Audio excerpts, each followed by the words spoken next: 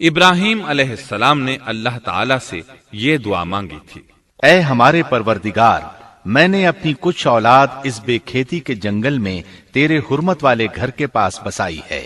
اے ہمارے پروردگار، یہ اس لیے کہ وہ نماز قائم کریں، پس تو کچھ لوگوں کے دلوں کو ان کی طرف مائل کر دے اور انہیں پھلوں کی روزیاں عطا فرما تاکہ یہ شکر گزاری کریں۔ دن گزرتے رہے اور اسماعیل علیہ السلام بنو جرہم کے ماحول میں عمر کی منزلیں طے کرتے رہے اور وہ ہوش سنبھالنے کے قریب ہو گئے۔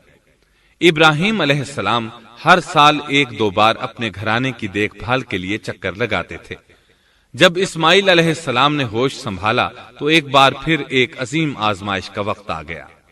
ہوا یوں کہ ایک مرتبہ ابراہیم علیہ السلام مکہ تشریف لائے، ایک جگہ آرام کے لیے بیٹھے کہ نیند کی وادی میں پہنچ گئے۔ نیند میں انہوں نے خواب دیکھا کہ اپنے لخت جگر کو اپنے ہاتھ سے ذبح کر رہے ہیں، ساتھ ہی آنکھ کھل گئی۔ ابراہیم علیہ السلام جانتے تھے کہ انبیاء کرام کے خواب حقیقت ہوتے ہیں، اللہ کی طرف سے وحی ہوتے ہیں، اور شیطان کسی صورت ان کے خواب میں نہیں آ سکتا، لہذا انہوں نے اس خواب کے مطابق عمل کرنے کا پختہ ارادہ کر لیا، کسی قسم کی پریشانی کا شکار نہ ہوئے۔ اللہ رب العزت نے اس عظیم اور تعجب خیز واقعے کا قرآن مجید میں ذکر کرتے ہوئے فرمایا، وَقَالَ إِنِّي ذَاهِبٌ إِلَىٰ رَبِّي سَيَهْدِينِ رَبِّ هَبْ لِي مِنَ الصَّالِحِينَ فَبَشَّرْنَاهُ بِغُلَامٍ حَلِيمٍ فَلَمَّا بَلَغَ مَعَهُ السَّعْيَ قَالَ يَا بُنَيَّ إِنِّي أَرَىٰ فِي الْمَنَامِ أَنِّي أَذْبَحُكَ فَانظُرْ مَاذَا تَرَىٰ۔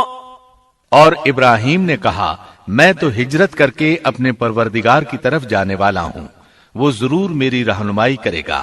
اے میرے رب، مجھے نیک بخت اولاد عطا فرما۔ تو ہم نے ایک بردبار بچے کی بشارت دی۔ پھر جب بچہ اتنی عمر کو پہنچا کہ اس کے ساتھ چلنے پھرنے لگا تو ابراہیم نے کہا، میرے پیارے بیٹے، میں نے خواب دیکھا ہے کہ میں تجھے ذبح کر رہا ہوں، اب تو بتا تیری کیا رائے ہے؟ یہاں سوال پیدا ہوتا ہے کہ ابراہیم علیہ السلام نے اسماعیل علیہ السلام سے مشورہ کیوں لیا؟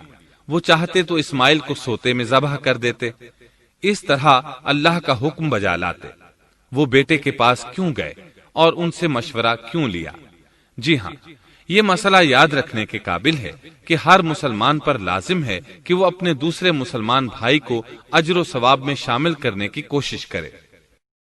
ابراہیم علیہ السلام نے بیٹے کو ثواب میں شامل کرنے کے لیے انہیں اللہ کے حکم سے آگاہ کیا۔ یہ نہ چاہا کہ میں اکیلا ہی اجر لیتا رہوں، بلکہ دوسرے کی خیر خواہی کو پیش نظر رکھا۔ والدین کے لیے آپ کے اس انداز میں نصیحت موجود ہے، یہ کہ اولاد کو ثواب کے مواقع فراہم کریں، ان کی صحیح تربیت کریں۔ اگر صدقہ کرنے کا موقع ملے تو بچوں کے ذریعے صدقہ کرائیں تاکہ انہیں بھی اللہ کے راستے میں خرچ کرنے کی عادت پڑے۔ جب کسی دینی مجلس میں بیٹھنے کا موقع ملے تو اپنی اولاد کو بھی ساتھ لے کر جائیں۔ بے شمار لوگ خود تو جاتے ہیں، اولاد کو جانے کے لیے کہتے بھی نہیں، خود دین سیکھتے ہیں، اولاد کو دین نہیں سکھاتے۔ ابراہیم علیہ السلام نے اسماعیل علیہ السلام سے رائے لی۔ سبحان اللہ، انہوں نے جواب میں فرمایا، یا ابت افعل ما تؤمر۔ اے ابا جان، آپ کو جو حکم ملا ہے کر گزریے۔ یہ نہیں کہا کہ مجھے تو حکم نہیں ہوا، بلکہ فوراً سر تسلیم خم کر دیا، اس لیے کہ وہ جانتے تھے انبیاء کا خواب حقیقت پر مبنی ہوتا ہے، اللہ کی وحی ہوتا ہے، اس لیے بالکل پریشانی ظاہر نہ کی، یہ تک نہ پوچھا مجھے کیوں ذبح کر رہے ہیں، یا میرا کیا جرم ہے، یا آپ کے پاس کون سا صریح حکم آیا ہے۔ انہوں نے ایسی کوئی بات نہ کہی۔ اللہ کی فرما برداری اسی کو کہتے ہیں۔ چنانچہ اپنے باپ سے کہا، یا ابت افعل ما تؤمر ستجدنی ان شاء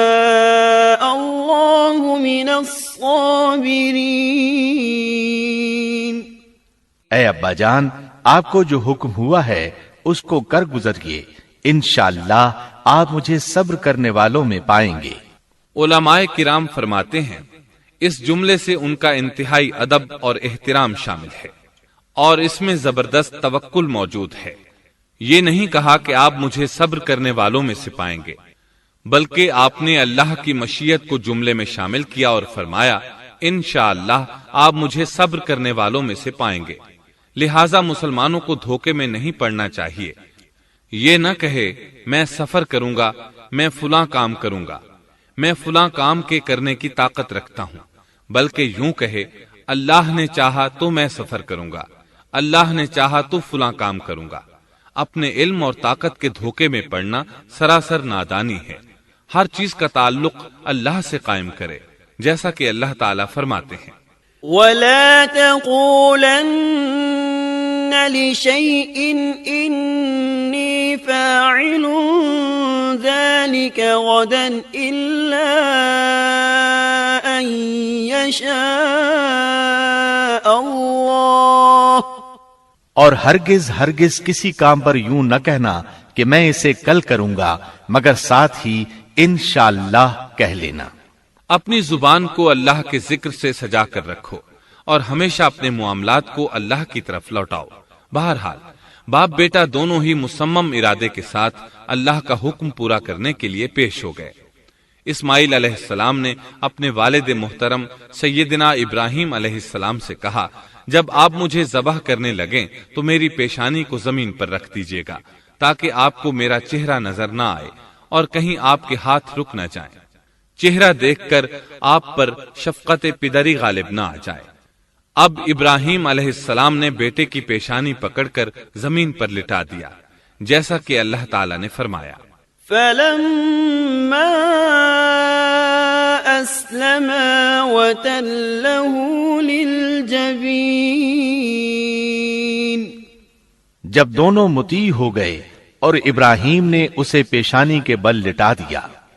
اب انہوں نے چھری پکڑی اور گردن پر چلا دی، لیکن چھری نے گردن نہ کاٹی، بالکل اسی طرح جیسے آگ نے ابراہیم کو نہیں جلایا تھا، اس لیے کہ چھری میں کاٹنے کی طاقت اور آگ میں جلانے کی صلاحیت اللہ کے حکم کے بغیر نہیں آ سکتی۔ اللہ نے دونوں سے یہ طاقتیں سلب کر لیں۔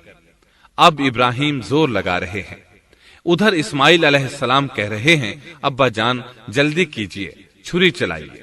اللہ تعالیٰ نے اس واقعے کا ذکر یوں فرمایا ہے فَلَمَّا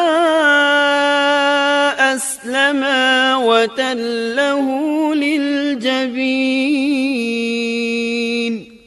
جب وہ دونوں مطیع ہو گئے اور ابراہیم نے اسے پیشانی کے بل لٹا دیا۔ اس مطیع ہونے سے مراد اللہ کے حکم کو نافذ کرنا ہے۔ اب ظاہر ہے مطیع تو وہ پہلے بھی تھے، لیکن یہاں اسلما یعنی مطیع ہونے سے مراد کامل اسلام ہے۔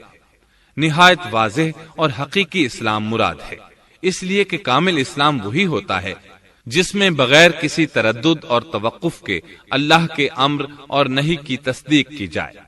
یہ تھا حقیقی اسلام۔ ہاں تو چھری چلتی رہی، گلا نہ کٹا، اس لیے کہ امتحان اور آزمائش کی تکمیل ہو چکی تھی۔ یہ بات ثابت ہو چکی تھی کہ اللہ کا حکم نافذ کرنے میں دونوں پوری طرح کوشاں ہیں۔ اللہ تعالیٰ بھی فرما برداری ہی کا صلہ عطا فرماتے ہیں۔ چنانچہ آواز آئی قد صدقت الرؤيا إنا كذلك نجزي المحسنين إن هذا لهو البلاء المبين،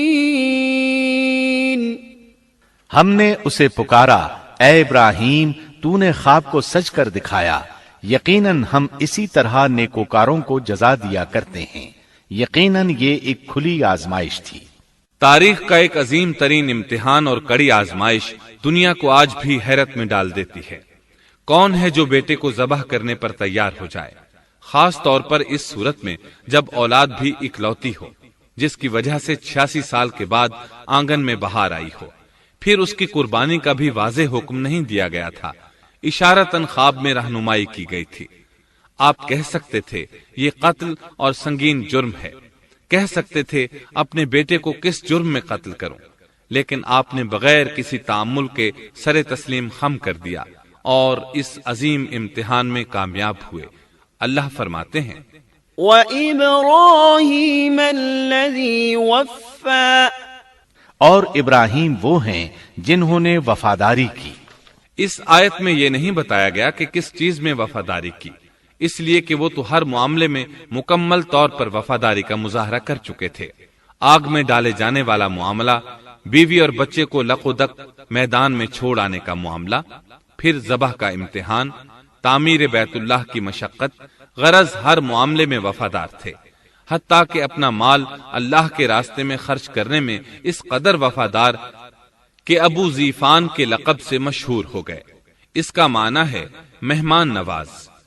کسی مہمان کو دسترخوان پر اپنے ساتھ بٹھائے بغیر ایک لقمہ نہیں کھاتے تھے، باہر نکلتے مہمان تلاش کرتے، پھر اس کے ساتھ مل کر کھانا کھاتے، مہمان نہ ملتا تو سخت غمگین ہو جاتے۔ اس طرح انہوں نے اللہ کے ہر حکم کی پاسداری کی۔ ذبح والے اس امتحان کا اللہ نے انہیں کیا صلہ دیا؟